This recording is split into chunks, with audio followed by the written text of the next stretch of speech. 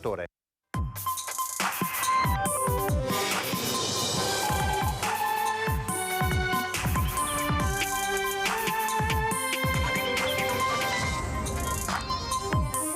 ritrovato a Marghera, sul ciglio della strada, il corpo privo di vita del 64enne dipendente postale di Mestre scomparso a dicembre, disposta per domani l'autopsia.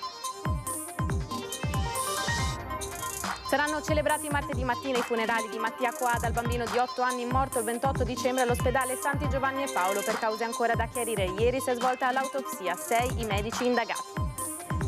Minacciata di morte dall'ex, l'ultimo messaggio le era arrivato a fine dicembre con una lettera accompagnata da una foto di un fucile.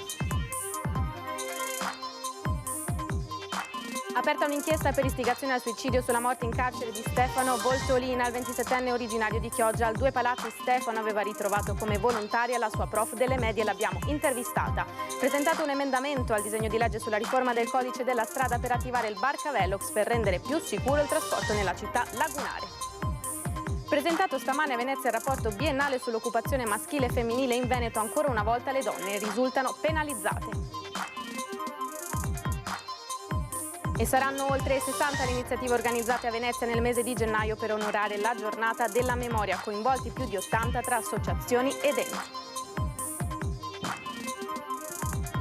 Buonasera, bentrovate e bentrovati. Edizione di Venezia dei telegiornali di Antena 3. In primo piano lo avete sentito dai nostri titoli. È stato ritrovato a Marghera, sul ciglio della strada, il corpo privo di vita del 64enne dipendente postale di Mestre scomparso a dicembre. È mistero per il ritrovamento del corpo privo di vita di Roberto Barbiero, il postale di 64 anni, rinvenuto cadavere a bordo strada proprio qui in via della Pila a Marghera, all'altezza del civico 127. L'autopsia disposta per domani svelerà quali siano state le cause del misterioso decesso, visto che sul corpo non ci sarebbero segni evidenti di violenza e visto che il ritrovamento sarebbe avvenuto in un tratto di strada molto trafficato quotidianamente da tir e auto che da qui si dirigono verso la tangenziale di Mestre e verso l'autostrada 4. In questi 20 giorni dalla scomparsa del 64enne mestrino, tratto di strada al contempo molto battuto anche dai Rangers e da tutte le forze dell'ordine in cerca proprio di lui. Non si capisce dunque come nessuno fino a lunedì scorso, 8 gennaio, avesse visto il suo cadavere a bordo strada prima dell'automobilista che ha dato poi l'allarme chiamando gli agenti delle volanti. Poliziotti che tra gli effetti personali di Willy, come era chiamato dagli amici, hanno trovato addosso anche il portafogli con quasi 1.000 euro in contanti. Sospetti e perplessità anche da parte dei colleghi che ne avevano denunciato la scomparsa da fine dicembre scorso. Anche se purtroppo in condizioni così tristi, che sia stato ritrovato il corpo del nostro carissimo collega Willy. Questa è la cosa che noi ci tenevamo di più, perché almeno i suoi parenti e noi si può fare una sepoltura degna. Una morte avvolta da tanti, troppi punti interrogativi, questa di Roberto Barbiero. Come mai si trovava in quest'angolo della città, dato che non ci vedeva bene e non guidava? Ci è arrivato da solo, camminando da via Camarcello, dove il 21 dicembre pomeriggio si era recato al sindacato per i calcoli della pensione. Il 21 dicembre è stato di fatto l'ultimo suo giorno di lavoro. Mi fa anche un po' venire una lacrima, perché mi ricordo il giorno 21, l'ultimo giorno di lavoro che ha fatto con noi. Era contentissimo di raggiungere il patronato per mettere la firma della chiusura del rapporto con la nostra società Poste che doveva raggiungerlo il giorno 21 di pomeriggio alle 3:30, cosa che lui ha fatto, e poi dopo non abbiamo più avuto nessuna sua notizia. Saranno celebrati martedì mattina i funerali del piccolo Mattia Coada di 8 anni che ha perso la vita per cause ancora da chiarire. Intanto sono 6 i medici indagati. Sono stati fissati per martedì mattina alle 10:30 nella chiesa di San Nicolò al Lido di Venezia i funerali del piccolo Mattia Coada, il bambino di 8 anni del Lido, deceduto lo scorso 28 dicembre all'ospedale civile dei Santi Giovanni e Paolo di Venezia per cause ancora in fase di accertamento da parte della magistratura. La celebrazione funebre seguirà il rito cristiano ortodosso ed è prevista una moltitudine di gente per stringersi attorno alla famiglia di Mattia. Ci sarà tutta la comunità moldava e cristiano ortodossa di Venezia e Mestre, guidata dall'assistente spirituale padre Anatoli Bitaca. Alla celebrazione parteciperanno sull'altare in paramenti sacri, in segno di vicinanza e comunione a questa tragedia, anche sacerdoti cattolici della collaborazione pastorale del Lido. Il piccolo feretro arriverà direttamente dall'ospedale L'Angelo di Mestre, accompagnato dai familiari e amici, dove ieri si è svolta l'autopsia. Sono stati i genitori di Mattia a scegliere la chiesa di San Nicolò proprio perché profondamente devoti alla figura di San Nicola. Al termine degli accertamenti di ieri, il corpo è stato immediatamente messo a disposizione della famiglia, con il nulla osta a provvedere all'ultimo saluto. Martedì, dopo la cerimonia funebre del bambino, ci sarà la sepoltura nel cimitero di San Nicolò. Poi un ultimo momento di ricordo del piccolo grande Mattia, bambino speciale, sportivo e sereno, riservato alla famiglia e ai parenti più stretti. Si terrà all'aeroporto Giovanni Nicelli, di cui il padre è uno dei soci principali. Nell'inchiesta, che dovrà fare chiarezza sulle cause che hanno portato alla morte di Mattia, sono indagati al momento 6 medici dell'ULSS 3 Serenissima, 1 del pronto soccorso, 2 pediatri e 3 anestesisti del reparto di rianimazione dell'ospedale veneziano. Dagli accertamenti autopsici svolti, ieri non è stato possibile capire di cosa sia morto il bambino. Per l'esame dei prelievi istologici ci vorranno mesi. La relazione sarà depositata in procura entro 90 giorni. Minacciata di morte dal suo ex, l'ultimo messaggio le era arrivato a fine dicembre con una lettera accompagnata da una foto di un fucile. 50enne di Mirano, arrestato in carcere dal giorno dell'Epifania con l'accusa di atti persecutori nei confronti della sua ex convivente. A far scattare le indagini la segnalazione di una collega di lei dopo aver visto la fotografia del fucile, decisamente preoccupata per i possibili sviluppi. La vittima è stata quindi ascoltata dagli inquirenti raccontando i maltrattamenti subiti. È stata aperta un'inchiesta per istigazione al suicidio sulla morte in carcere di Stefano Voltolina di 27 anni. Intanto il PM ha disposto un'autopsia in carcere. Il ragazzo aveva incontrato la sua professoressa delle medie che noi abbiamo raggiunto. Stefano lei lo aveva conosciuto nella sua carriera di insegnante nel periodo delle scuole medie e il suo sguardo l'aveva talmente colpita che una volta che l'ha rincrociato nella biblioteca del carcere ha detto: è Stefano. Quel giorno, io adesso mi ricordo, quel giorno quando lui è arrivato, erano in 2, lui e un altro ragazzo, sono entrati così un po' spavaldamente, era la prima volta che venivano in biblioteca, quindi hanno attirato un po' la mia attenzione e lui mi ha immediatamente ricordato qualcosa. E quando poi è arrivato a registrare i libri che aveva preso, gli ho chiesto: ma scusi, lei come si chiama? Stefano. E a quel punto Voltolina, sì, io sono la mezza casa, gli ho detto. E a quel punto so che tutto si è bloccato e dopo non vedevo l'ora di ritrovarlo. Cioè al giovedì quando andavo io dicevo: speriamo che venga Stefano, speriamo che ci sia. 3 volte è venuto e insomma ovviamente ero contenta di vederlo. La notizia è arrivata praticamente subito. Sì. Cosa ha pensato? Lei ha scritto: è un fallimento. Senta, non è la prima volta che arrivano queste... Scusate un attimo. C'è una riflessione che deve partire da una storia come quella di Stefano, perché storie come quelle di Stefano non accadano più. Quando io li incontro dentro lì in biblioteca oppure nella redazione di Ristretti, mi sembrano delle persone che hanno tantissime risorse. Sono dei ragazzi in gamba. Spesso riesco in pochi minuti a parlare con loro, arrivare al nocciolo di questioni. E io dico: ma non è possibile che questi ragazzi non abbiano un'altra possibilità. Poi trovo persone adulte che là dentro sono cambiate e Stefano faceva di tutto. Non si può dire che non ci abbia provato, eh. Tutto quello che gli è stato offerto lui l'ha preso. Quindi non c'era un'altra possibilità per lui. Tragedia lungo la Romea a Chioggia di lunedì scorso è svolta nelle indagini. Sentiamo. Clamorosa svolta nelle indagini sulle cause che hanno portato alla fuoriuscita autonoma del tir rumeno lunedì sera in Romea, poco dopo il ponte sul Brenta, causando la morte del 49enne autista, sempre di nazionalità rumena.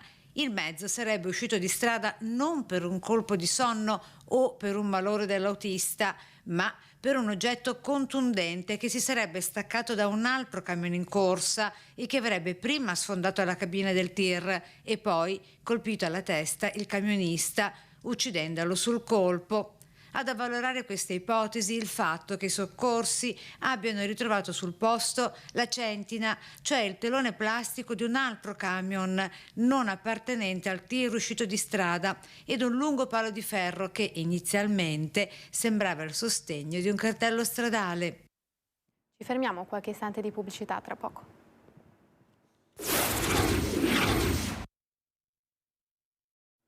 Rieccoci in studio, edizione di Venezia dei telegiornali di Antenna 3. Proseguiamo con le notizie. È stato presentato questa mattina a Venezia il rapporto biennale sull'occupazione maschile e femminile in Veneto. Ancora le donne un'altra volta penalizzate.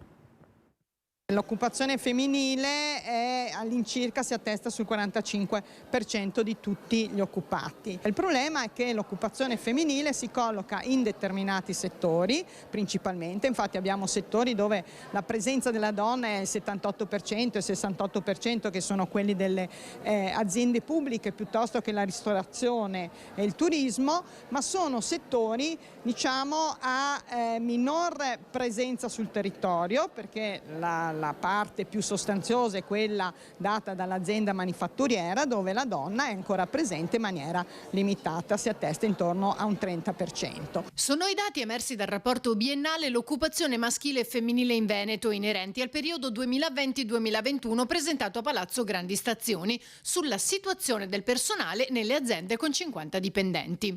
I dati indicano ancora una disparità tra uomini e donne. Un altro elemento è una presenza in determinate qualifiche particolari. La maggior parte delle donne è inserita in ruoli impiegatizi, no? Il 58% degli impiegati è donna, mentre abbiamo una percentuale minore a livello di quadro, abbiamo il 28% sono quadri, e il 34% dei dirigenti all'interno del territorio è una donna. Quindi le donne ricoprono pochi ruoli dirigenziali, ma la Regione ha messo in campo iniziative per cambiare questa tendenza e soprattutto venire incontro alle esigenze di una donna che è anche mamma. Siamo intervenuti sui modelli organizzativi, quindi formando un management che sappia costruire luoghi di lavoro dedicati alle donne e alle famiglie. Per le donne che decidono di fare formazione, di aumentare la propria capacità, abbiamo stabilito anche un aiuto economico legato ai voucher di conciliazione. Una donna che attiva un percorso formativo avrà anche la possibilità di prendersi una babysitter. Ecco, queste pensiamo possano essere le giuste occasioni per rivedere come una società può agire. Arriva a Venezia il Barcavelox, nuovo emendamento che Noi Moderati, prima firmataria Martina Semenzato, ha presentato al DDL di riforma del codice della strada attualmente all'esame della Commissione Trasporti della Camera. Introduce uno specifico autovelox ribattezzato Barcavelox per monitorare e registrare la velocità di barche e natanti che solcano i canali della città lagunare. Il ricorso a questo sistema di controllo, ha spiegato Semenzato in conferenza, è emerso prima di tutto dalla volontà dei cittadini per rendere più sicuro il trasporto nella città.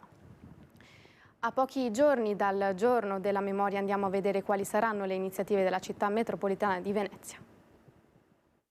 La cerimonia cittadina in ricordo dei morti della Shoah sarà domenica 21 gennaio alle 11 al Teatro La Fenice, ma a Venezia saranno più di 60 gli appuntamenti che scandiranno questo mese di gennaio organizzati dal Comune in occasione del Giorno della Memoria il 27 gennaio. Questa mattina a Ca' Farsetti la Presidente del Consiglio Comunale Ermelinda Damiano, alla presenza del Viceprefetto Francesco Martino, ha presentato il nutrito calendario di appuntamenti, quasi tutti ad ingresso libero e gratuito, con conferenze, mostre e presentazioni di libri. Ogni segnale che compromette quello che è la libertà e il diritto d'espressione, il diritto a vivere, è preoccupante. Io mi preoccupo perché chiaramente avviene da parte dei giovani e i giovani manifestano tuttora la mancanza di interesse da parte di costoro. Questo è preoccupante perché i giovani non sono ancora pronti a ricevere il testimone della memoria. Ogni attività di questo mese sarà un'occasione importante di riflessione, un'occasione in cui ribadiremo l'importanza di contrastare ogni forma di violenza e sopraffazione per far partire ancora una volta da Venezia un grande messaggio, un messaggio di fratellanza, di rispetto, di condivisione e soprattutto di pace. Sono oltre 80 le associazioni coinvolte, già ieri in ghetto un momento dall'alto valore simbolico. Abbiamo ricevuto la visita del Ministro della Cultura tedesco, che in qualche maniera ha consentito di riannodare un po' i fili con la cultura tedesca e anche nel riconoscimento di quello che è stato 80 anni fa. Ci è sembrato un momento significativo per la città, un momento di riannodare questi fili e di cercare di trovare la memoria condivisa. E sulle discussioni per l'accavallamento tra la giornata della memoria e il carnevale è stato lo stesso rabbino capo a smontare ogni tentativo di polemica. No, assolutamente, proprio perché ognuno esprima quello che sono i propri significati. L'importante è non danneggiare l'altro. Questo è sintomo di democrazia e di libertà. Anche dopo l'Epifania la scena della Natività continua ad accompagnare questo mese di gennaio al Lido di Venezia, un interessante percorso tutto da scoprire. A 800 anni del primo presepio di San Francesco d'Assisi è un bel itinerario tra fede, speranza e tradizione quello che le 6 parrocchie della collaborazione pastorale del Lido di Venezia hanno voluto presentare attraverso i loro presepi. San Nicolò, Santa Maria Elisabetta, Sant'Antonio, Sant'Ignazio, Santa Maria Assunta a Maramocco e Santa Maria della Salute agli Alberoni, oltre alla chiesa delle Suore Bianche di Clausura, sono le tappe di un breve viaggio per immagini che vi portiamo a scoprire e che sarà ancora visitabile fino a fine gennaio. Il presepio di Sant'Antonio è ispirato all'immagine biblica della vigna.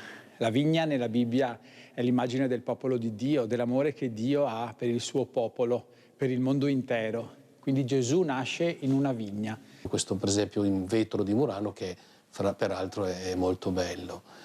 Ecco, nello stesso tempo la trasparenza del vetro con i colori che lo attraversano fanno capire molto bene il mistero del Natale, in cui la luce di Dio attraversa la nostra umanità e si trasmette attraverso la nostra carne, che viene illuminata dalla presenza di Cristo, ecco, nella nostra vita. Quello di Maramocco che vedrete è un presepio proprio che ricrea il presepio di Greccio, ecco, agli 800 anni, come dicevo, dove c'è Maria e Giuseppe, la grotta, come è l'originale, poi un altare vicino alla mangiatoia, è un calice e il pane che ricordano appunto la mangiatoia, vuol dire là dove ci si nutre, richiamare quello che intendeva San Francesco,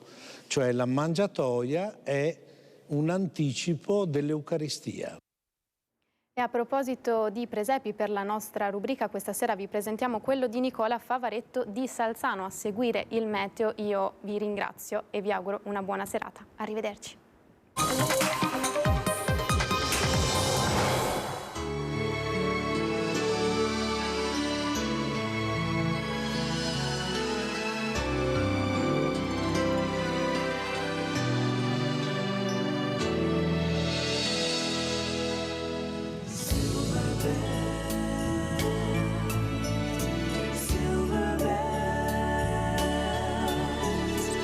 It's Christmas time.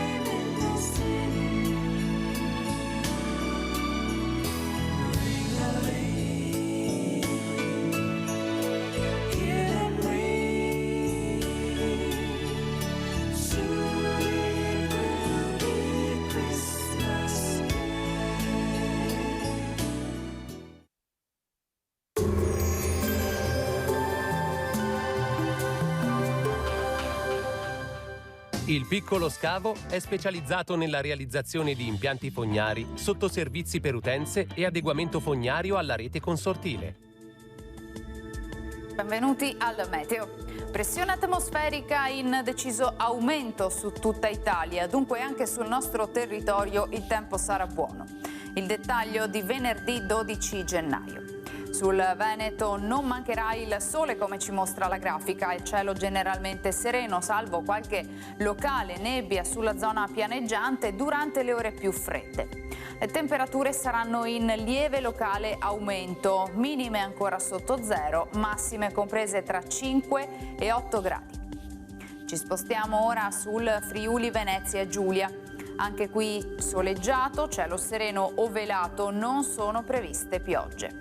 Temperature minime tra -3 e 2 gradi, massime sui 6-9 gradi. Infine diamo uno sguardo alla situazione del Trentino Alto Adige. Dominerà il sole con solo qualche annuvolamento sull'Alta Valle Aurina al mattino. Temperature minime intorno agli 0 gradi, massime sugli 8-9 all'incirca. Dal Meteo di Antenna 3 per ora è tutto, grazie per l'attenzione, arrivederci.